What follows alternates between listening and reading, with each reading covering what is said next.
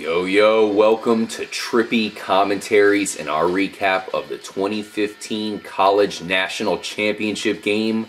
It was an epic matchup between the Oregon Ducks and the Ohio State Buckeyes.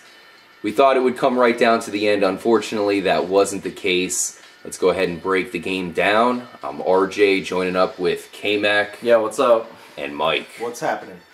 Alright guys, we'll start right from the beginning. I'm sure everyone who's listening to this knows that Ohio State won. Yeah. They actually had a great game here. They showed up big time, and they deserve it. Yeah, they definitely deserve it. Give a lot of credit to the Ohio State offensive defensive line, man. They were the difference in this game. Oregon could not run the ball. They struggled, and that's a big part of Oregon's offense, is to be able to move the ball quickly on the ground. Marcus Mariota could not get the running game going at all, even himself.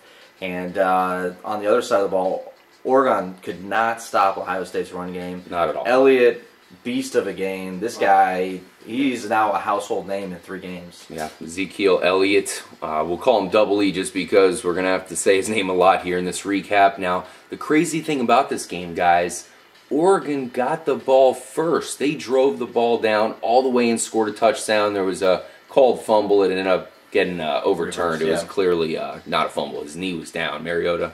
And they got the opening touchdown, man. You think at that point, everything's firing on all cylinders. Mariota looks great, and they're winning. It's how everyone thought it would be. I mean, no one had this game going the way that it did, unless you were either a Big Ten fan or obviously Ohio State fan. So a lot of people felt that Ohio State really didn't even deserve to be in this 4-game playoff. They get in with that 4 seed, and they've done a lot. They've proved they beat Alabama, who a lot of people felt was the #1 team. The SEC, champions there. Oh yeah. So credit to Ohio State. And right in the beginning of this game, you're like, oh shit, I guess maybe Ohio State didn't deserve to be here because Oregon moved down the field with no problem. Mm-hmm. But of course, Oregon went up, and the ball went right back to Ohio State. They couldn't score. They of course, kicked the ball back to Oregon. Oregon looked like they were going to possibly go up by 2 touchdowns, but an easy drop pass by Nelson, and they were forced to give the ball back to Ohio State. So that was a tough play, especially because that was no fault of Mariota whatsoever. That was just a terrible drop pass there. It was a great pass from what I remember. Mm-hmm. Absolutely it was. But that happens, especially in championship games, where you have these guys extremely excited to play, and nerves are just something where you can't measure. Yep, exactly. Of course, the ball goes back to Ohio State. You have an amazing catch by the Buckeye receiver, just a one-handed going out of bounds reception there. Yep. So, and then they got to a big 4th down play. It was 4th and short. 4th and 2, yep. They actually passed for it. So we know Cordero Jones, I mean, this guy has nerves of steel, though he only has played in a couple games. Really been impressive, and it showed up in this game as well. Eventually, Ezekiel Elliott busted out his first touchdown of the game. 33 yards. Tied up 7-7. What were you thinking here? I mean, we thought Oregon was going to pull away. All of a sudden, tie game, Ohio State strikes back. Yeah, I mean, on the first drive, Oregon's defense looked actually pretty good against Ohio State, and we're like, wow, we're seeing Oregon's defense flying around, making tackles. Yeah. They looked big. They looked like they were just as big as the offensive line there that Ohio State has, and I just thought, maybe Oregon's going to just be able to control this whole game. But this drive here, man, they just really found, just give the ball to Elliott, let him run the ball, and like you said, Jones just really impressed me. Did not look like a 3rd-string quarterback. This guy looked like a guy who's been playing in college football for 4 years. Possible Heisman Trophy himself, maybe in his grasp. We'll see if he can start next year in the future. But Bucks. I mean, this guy here he's going to be good, and just cold-blooded, nerves of steel. Did not look like a single thing in this game fazed him, even when he had some turnovers. Big credit to that guy and Urban Meyer for getting him ready to play this game. Yeah, definitely got to give credit to Urban Meyer, that's for sure. So you had Oregon, of course, getting the ball back after the touchdown. Yeah. And another dropped pass. And this one wasn't a 9-yard pass for a first down. I mean, it was also on a 3rd down, but this one was way downfield. The easiest catch you'll ever see. The guy just completely drops the pass. Once again, you have to say it's probably nerves, and it's probably because Oregon was down to their third and fourth wide receivers. Their first two were either suspended or injured, or obviously were not in the game. Yeah. Ohio State drove the ball 95 yards after a punt pinned them down, right there next to their end zone, deep in the red zone, or their own, inside the 10 there. 95-yard drive to score a touchdown. Ohio State takes a 14-7 lead. I mean, this is crazy. Of course, Oregon strikes right back. We're thinking, okay, is this going to be a high-scoring affair? Not the case, at least at this point, because a goal line stand shuts down Oregon from getting any points whatsoever. Yeah. Ohio State holds the 14-7 lead. I thought it was a bad decision. I thought they should have kicked it. I agree. I agree, but if you know Oregon, that's what they do, man. They live and die by that. They want to try to score points. They don't even really kick extra points half the time. So, not a surprise, but definitely something to look back on. Hey, I mean, maybe that gave that momentum to Ohio State that they needed. Yeah. I mean, their mindset was definitely, hey, if we change anything up now, the players are going to think we're panicking because we're changing things from our normal plan. Right. But nonetheless, you got to take the points. It just changes up the scenario so much if you can get 3 points compared to 0. Ball goes back to Ohio State. I mean, you had a huge play, but it looked like they were going to score again. Another big passing play downfield, but at the end of the play, OSU fumbles. The ball goes back to Oregon, and this is really the first of a lot of turnovers by Ohio State. It's amazing they came out on top. Yeah, you don't see that. You don't see a team that has that many turnovers in a game. Even like at the end of the first half, we were like, wait a second, look how many turnovers they have, but they're still winning this game. Something's not right here. Yeah. And it really showed that Ohio State just outplayed Oregon all game long. Yeah, they did.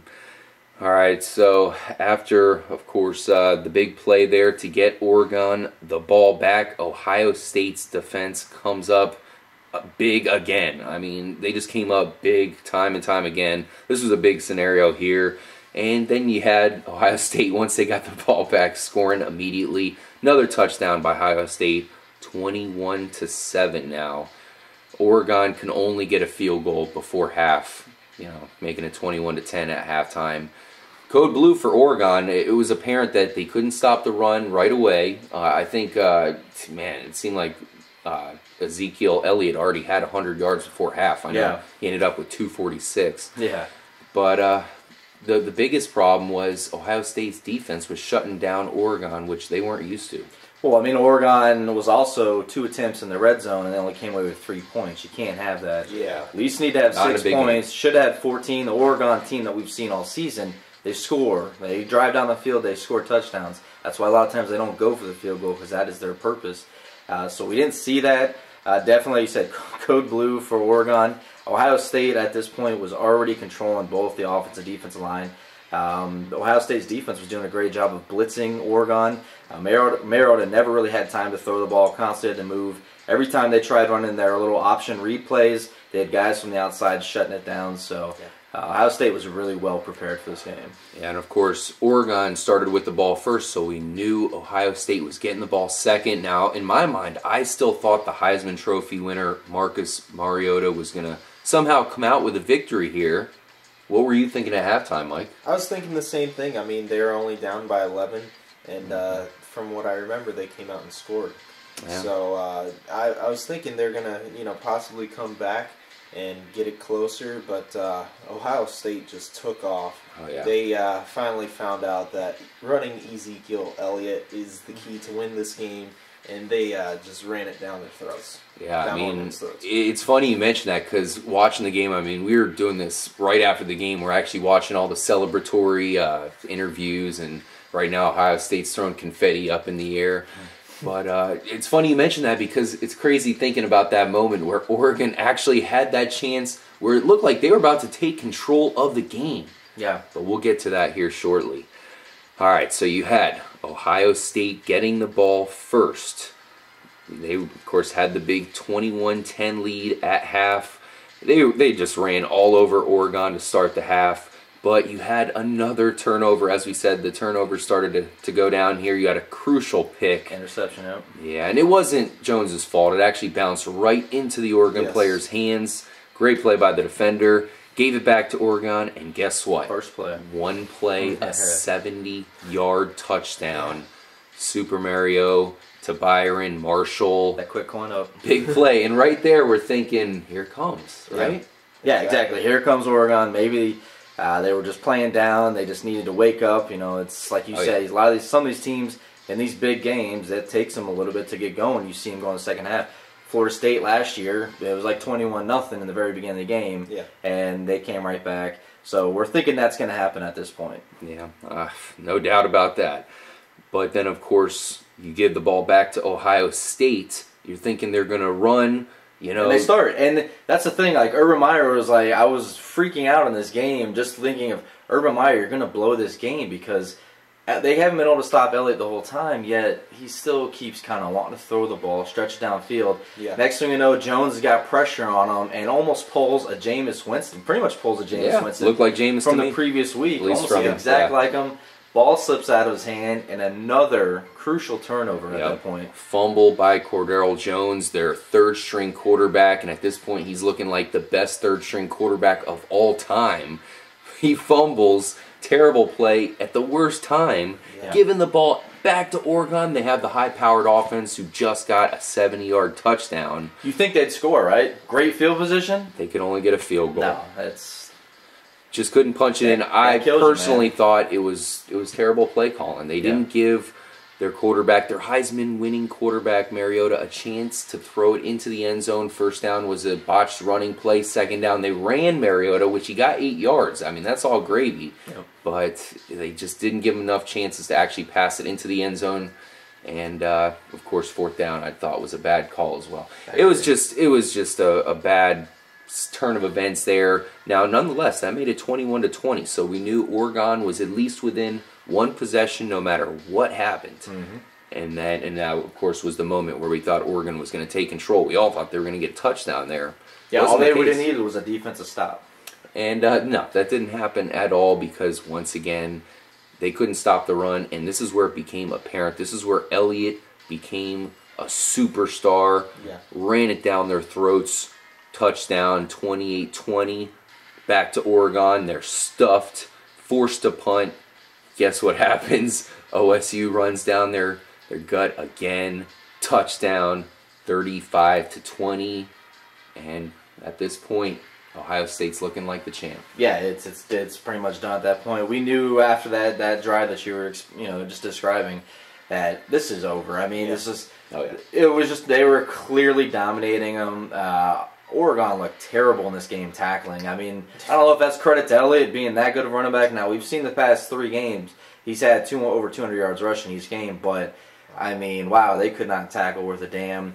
It didn't really seem like it mattered who was running the ball, whether it was Jones or it was Elliott. And, man, Jones, just some crazy runs. Yeah, he ran over a defensive tackle. 300-pound defensive tackle ran him over. That's crazy for a true freshman, man. That's definitely one of the most impressive performances in a national championship game, let alone a quarterback who wasn't even the true starter or the true backup heading into the season. It's amazing, and it's an unforgettable championship here by Ohio State. And to be honest with you, I remember them, kind of losing in a lot of big situations in the past, and now this is a huge win that will go down in history because they earned it. A lot of people thought they shouldn't even make the playoffs because they have a third-string quarterback. Well, it turns out he was the difference in them getting the championship. Obviously, Elliott helped out a little bit too. I think the difference was Urban Meyer. I felt Ohio State was more prepared for this game than Oregon was.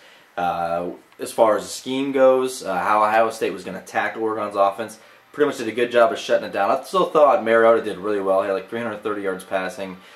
Felt he did what he needed to do, but as far as what Oregon likes to do offensively, it got shut down by just to me a better coach team in Ohio State and their offense. They were able to move the ball at will. Oregon got lucky that Ohio State turned the ball over so many times. This game should have been a damn blowout. It really should have. You're exactly right. But once again, Oregon had a chance late in the game to take control. Of course, that was in the third quarter, the fourth quarter. Got a little bit out of hand. Yeah. But to end the game, you had Mariota taking a hard hit. We hope he's okay. He did come back into the game, but he was knocked out for a couple plays. He seemed to look off when he got back in. So let's hope he's okay heading out. I'm sure his ego's a little bit more hurt than anything else at this point, losing a national championship game in that manner. And then to end the game, who else? Ezekiel Elliott, double E, ends it with a celebratory touchdown. Game over. The golden sombrero, 42 to 20. 4 touchdowns. Yeah. 46 yards rushing. Wow. You can't. It's, I guess we were saying, it's hard to do that in a damn Madden game. Yeah. Give me Bo Jackson and Tecmo Super Bowl 1, and I bet you can't even throw stats like that. Difficult. Thurman Thomas using the Bills, I can maybe pull it off, but I don't know. In the national championship, that's embarrassing to this Oregon defense. Yeah, they didn't do anything. I kind of feel bad in that aspect for Mariota because it wasn't his fault. The Oregon defense just didn't show up. They're lucky to get those turnovers, and I know that's really been the story for them much of the season is they've let a lot of yards go, but they come out with these turnovers. In this case, it didn't help them at all.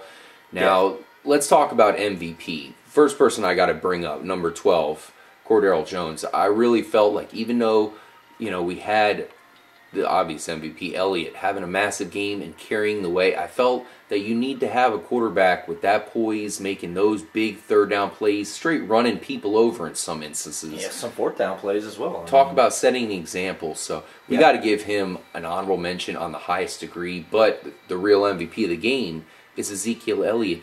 What the hell? 246 yards rushing and 4 touchdowns in a national championship game? Is this guy the next coming of freaking Walter Payton here? I mean, he looked better than DeMarcus Murray on that field. DeMarco Murray plays in that same stadium. You're right. Maybe he channeled his inner DeMarco Murray. I don't know. But, yeah, I mean, I agree. MVP, hands down, Elliott. But my player of the game is definitely Jones, man. This kid, I mean, you're the quarterback. I mean, that's why quarterbacks win a lot of Heisman stuff, because he is really controlling this whole offense. He's got to know what everyone's doing, and this guy ran that offense just as well as any of the other 2 quarterbacks they had. I felt they were able to do everything. They were running option plays. They were running screen passes, running play action. That offense was running a ton of different plays, and you just really don't see that. Even with teams that have had a true freshman starting all season long, you still see that their offense is hindered. I didn't think that Ohio State's offense was hindered at all by having him in, and it's just one of the craziest things I've ever seen. A true freshman, hasn't played all season, comes in, wins a game against Alabama, goes in the national championship. Oh, he won the Ohio State, or he won the Big Ten championship the game before. So, I mean, yeah, poised in all guy, 3. Exactly, 3 huge games. I mean, at the highest level possible. This guy was playing against little high school kids, the previous year. Now he's going against he's 2 years ago. Yeah, he actually sat out a year. He was in a military kind of so his last football academy. was against high school players. Yep. Throw him in against, some of the best athletes in the world, and just guy played his ass off, man. Yeah, especially Oregon, man. They are loaded. They have so many guys that look like they're going to play in the NFL. They're big. They look like an SEC team out there as far as, looking like they could maybe beat some of the worst NFL teams. Yeah. But they just didn't show up in this game. It's funny how they did have a chance, but I think we could really say truthfully on this day, Ohio State was the much better team. They really were. And we can't argue about it. They are the true #1 team in college football. This game really helped prove that the playoff system was needed. It was necessary because Ohio State doesn't even get a chance to play this game and prove to the world that they're #1. Let's hope that there's eventually an 8-game playoff, so maybe some of these other teams like a TCU or Baylor who didn't have a chance to get into this will maybe have that chance one day. But, I mean, we couldn't ask for anything better. The playoff system worked. It allowed a #4 seed to be national champions, and, credit to Urban Meyer and Ohio State and the whole Ohio State Buckeye Nation.